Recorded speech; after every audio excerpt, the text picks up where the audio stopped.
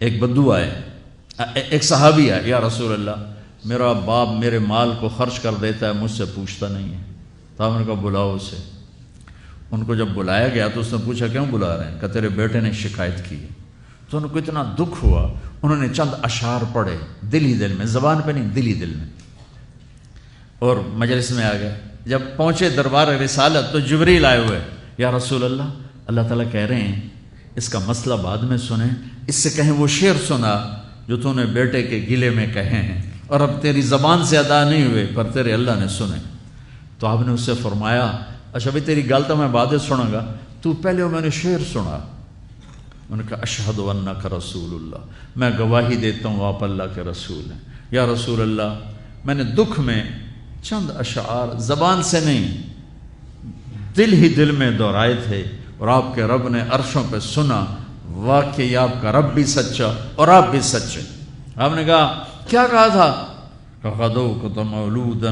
ومنتک یافعا تعل بما اجنی علیک وتنہل واذا ذاقتک بالسقم لم ابت لسقمک الا ساہرا اتململ کأنی انا المتروک دونک بالذی ترکت به عینی وعینی تحمل تخاف الردى نفسی علیک وانها لتعلم ان الموت وقت مؤجل فلما بلغت السن والغایة التي الیها مدى ما فیک اؤمل جعلت جزائی غلظة وفظاظة كأنك انت المنعم المتفضل فإن لم تر حق ابوبتی فعلت كما الجار المجاور يفعل۔ میرے نبی کے ٹپ ٹپ آنسو۔ کہا میرے بیٹے جس دن تو پیدا ہوا ہم نے اس دن اپنی ذات کے لیے جینا چھوڑ دیا، ہم نے تیرے لیے زندگی کا سفر شروع کیا، تجھے ٹھنڈی چھاؤں میں بٹھانے کے لیے گرم ہواؤں سے لڑا، تمہیں ٹھنڈی ہواؤں سے بچانے کے لیے برفانی راتوں میں کام کیا، تیری ایک مسکراہٹ دیکھنے کے لیے ساری ساری رات تڑپا، ساری ساری رات اپنے آپ کو کوہلو کے بیل کی طرح اپنی ساری جوانی کا رس نچوڑ کے تیری ہڈیوں میں ڈال دیا۔ میں بوڑھا ہوتا گیا، تو پروان چڑھتا گیا، میری کمر جھک گئی، تیری کمر اٹھ گئی، میری ٹانگوں سے جان نکل گئی، تیری ٹانگیں مضبوط ہو گئیں، میرے ہاتھ کانپنے لگے، تیرے ہاتھ مضبوط ہوئے، میں لڑکھڑانے لگا، تو اترانے لگا، تو مجھے خیال آیا کہ جیسے میں اس کے لیے دھکے کھاتا تھا، اس کی زندگی کی دعائیں مانگتا تھا، اس کے لیے تڑپتا تھا، چلو آج میرا یہ سہارا بنے گا۔ لیکن جب تجھ میں جوانی کی لہر دوڑی اور مجھے بڑھاپے نے کھا لیا، جب جوانی میں تجھ میں رنگ بھرا اور بڑھاپے نے میرے رنگ چھین لیے، جب جوانی نے تجھے سیدھا کیا، بڑھاپے نے مجھے ٹیڑھا کر دیا، کمر جھکا دی، تو ایک دم تو مجھے ایسے گھور کے دیکھنے لگا، تیری آنکھیں ماتھے پہ چڑھ گئیں اور تو مجھے یوں دیکھنے لگا جیسے میں نوکر ہوں، تو باپ، تو مالک۔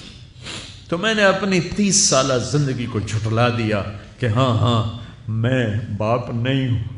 میں نوکر ہوں، یہ میرا سردار ہے، اگر یہ بیٹا ہوتا تو یوں تو نہ کرتا۔ اس نے میری راتوں کے تڑپنے کو بھلایا، میرے گرمی سردی سے لڑنے کو بھلایا، کولو کے بیل کی طرح میرے چکر کاٹنے کو بھلایا، اپنی خوشیوں کو دفن کر دیا اپنے سینے میں، قبرستان بنا دیا اپنے سینے کو، اپنی خواہشات کا اور اپنی خوشیوں کا، اور آج تو مجھ سے ایسے بات کرتا ہے جیسے میں نوکر ہوں اور تو میرا آقا ہے۔ اچھا میرے بیٹے میں نوکر سہی، تو سب، پر میں تیرا پڑوسی، تو بندہ پڑوسی سے پوچھ ہی لیتا ہے کیا حال ہے، کوئی ضرورت تو نہیں، اتنا ہی پوچھ لیتے۔ دیکھو میں آج رو رہا ہوں، یہ بڑے دردناک اشعار ہیں، میری اردو میں اتنی وسعت نہیں ہے کہ میں ان اشعار کا درد سمجھ سکوں اردو کے الفاظ میں، لیکن اتنا بتاتا ہوں کہ میرے نبی روتے روتے ہچکی لگی، اتنا روئے، اور آپ نے اس بچے کے گریبان کو یہاں سے پکڑ کر دفع ہو جا، میری نظروں سے دور ہو جا، انت و مالک لابیک، تیرا سب کچھ تیرے باپ کا ہے، یہی باپ آج تمہارے ہاتھوں ذلیل ہو رہے ہیں۔